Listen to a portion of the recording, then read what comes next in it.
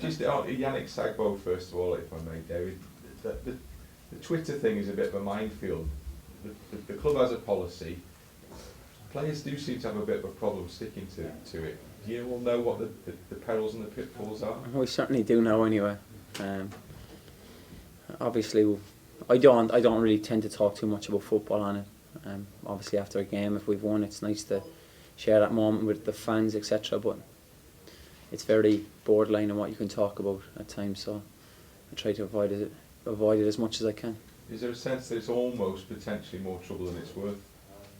Yeah, and I presume the manager said that as well previously. You can just talk about something without meaning too much context, and it can be blown out of proportion. So it's nice to keep away from that.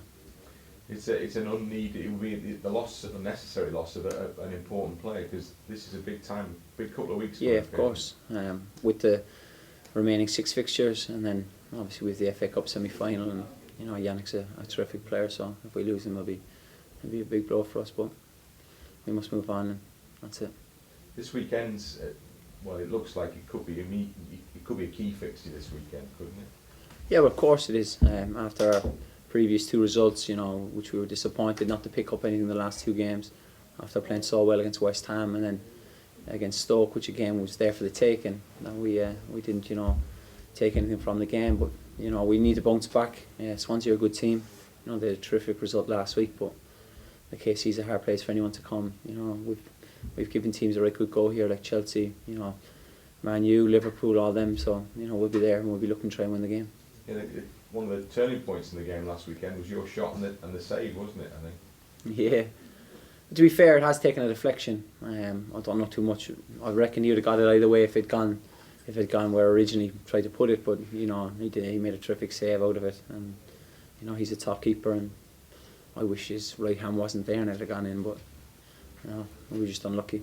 It's those narrow margins in the Premier League, isn't it? You have one opportunity like that, and then all of a sudden you've lost the count.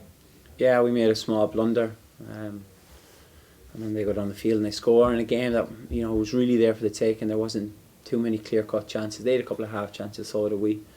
But it was disappointing to lose 1-0 when regarding it probably just fiddled out and we'd have picked up a point. We talked with the manager about the mental tiredness is maybe the big issue in the Premier League. As the longer it goes on, the harder it gets in your head. Have you seen that? Have you experienced that? Yeah, well, I experienced it a couple of years ago with Sunderland in regards of a relegation kind of scrap, and we came through that. But in hindsight here, it's kind of like last season the squad, kind of fell over the finishing line. This year we want to, change that, and we'll be looking to pick up 3 points tomorrow and put ourselves on 36 points with 5 games to go, which would be massive. But we're just kind of fortunate the manager has been in situations before, whether it be relegation or winning the Premier League as a player, and he's great for us because he keeps our heads focused and keeps the mental toughness going, keeps it strong. Is this that's an important point, I think, isn't he? Presumably he's kind of monitoring everybody and where they're at just at the moment. Yeah, well, he's been there, he's done it, and he's seen it all, so he'll have a fair understanding of what players aren't switched on in the correct manner.